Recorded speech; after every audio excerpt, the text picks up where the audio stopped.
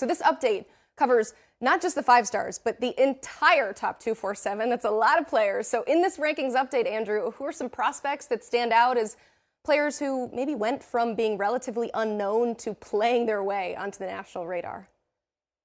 Aaron Scott, let's start with him. He's a big cornerback out of Ohio. This was a guy that was number 223 in the rankings, and he's up into the 30s. We love what he's able to do on the outside. He's natural in man coverage. As simple as that sounds, sometimes, these corners can't play man, and we think he can play man, off man, maybe even get him in the boundary. You see how physical he is. He had 5 interceptions as a junior, and when you go back and look at how he tested as an underclassman, it was very well for someone his age. So we like Aaron Scott. We wanted to get more corners up the big board for us, and he's a guy that rose in the rankings. A lot of schools after him, Ohio State, Michigan, they're all fighting for Aaron Scott. So we are big fans of him. Gatlin Bair, wide receiver out of Idaho. He's a guy that shoots up into the top 64 for us. Blair, I know you're really familiar with him. Brandon Huffman. This is a guy who just beat Roderick Pleasant in the 60-meter dash. Roderick Pleasant, we thought, was the fastest prospect in the 2023 cycle. Bair comes from a family of athletes. Both mom and dad ran track at Utah State. His brother runs at Mississippi State, has put in down some good times there. And he's playing football in Idaho, but he's doing everything you would expect him to do there. 73 catches for just over 1,000 yards and 18 touchdowns as a junior. Has already accepted an invitation to the All-American Bowl. Talking with Cooper Patagna, one of our other national recruiting analysts. We're fired up to get to see this guy in San Antonio at the end of the cycle.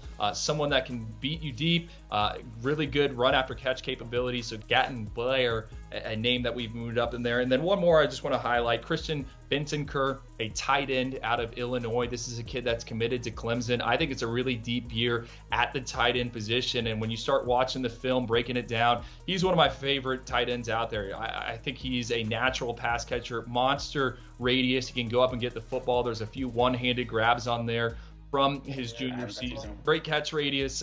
You can run after the catch, and then you can see him playing a little bit of defense. So we believe that suggests that he can block and be more of a traditional tight end. Now, Blair, also talking about some of the outliers, guys that we have ranked higher than others. Kameryn Fountain, it's an individual I want to talk about. He's out of the Atlanta area, not at one of the biggest traditional high schools when it comes to football powers in Booker T. Washington. But this is someone we saw at the Under Armour All-American game. He was an instant eye catcher with his frame, over 6'5", 230 pounds, 82-inch wingspan. And then when you Google his name on YouTube, you get some highlight reels of him throwing down dunks on the hardwood. And we talk about position versatility in the front seven, talking with different colleges that are recruiting him. Some think he's an edge player. Some think he might be a linebacker. Some think he might be able to shift inside and be a pass rushing 4-eye. So Kameryn Fountain's a name. And then 2 more. JacQawn McRoy, a big offensive tackle out of Alabama. It's not a strong year for corner protectors, but JacQawn McRoy, we love him. We love his length. He's a guy that is able to extend the arc, make it more difficult for pass rushers to get around him. Talking to him at that Under Armour camp outside of Atlanta, he was someone that used to be almost pushing 400 pounds. He's gotten down to 365. We love how he moves for an individual that size. So JacQawn McRoy, a name to know when we talk about the offensive tackle pool and what's available there. And then the final one, Cai Bates. This is a kid out of the Orlando area. He was at Edgewater High School.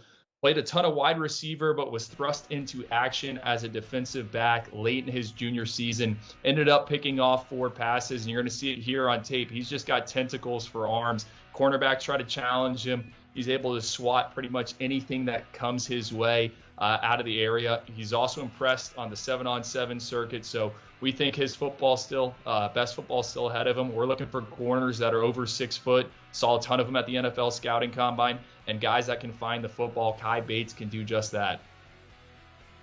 I love it. You mentioned your friend Cooper Patagna. He is actually in the chat right now. So if you got any questions for him, feel free to drop them. And of course, we're looking for questions for Andrew. I got one more for you.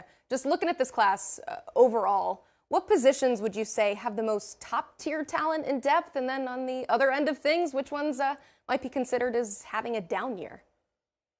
Well, the strong positions are definitely wide receiver, right? We have 8 of them in our initial top 32, so 8 5 stars, and that's a bit eye rising, right?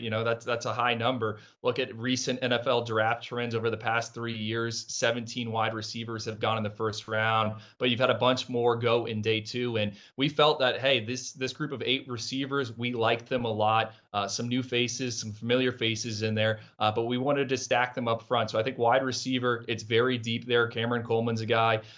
We've talked about Perry Thompson, the Alabama commit. Obviously, Jeremiah Smith. You got Mylan Graham. A lot to like with wide receivers, and I think there's some depth to that position as well. There's not just high-end talent. There's also some other guys that can make an impact on Saturdays. Same thing with tight ends. I think we have 7 tight ends in our initial top 100. Landon Thomas, the Georgia commit, is the only guy with the 5-star status right now. But I think as we gather more data, get more exposure to some of these guys, it wouldn't be surprising maybe if there was 2 tight ends in that top 32. Now, by far the biggest weakness, I talked about it a little bit with JacQawn McRoy, is on the offensive line. We only have 1 offensive lineman in our initial top 32. That's Brandon Baker out of Mater Dei out there in California. We like what we see from him. But after that, only 3 more in the top 64.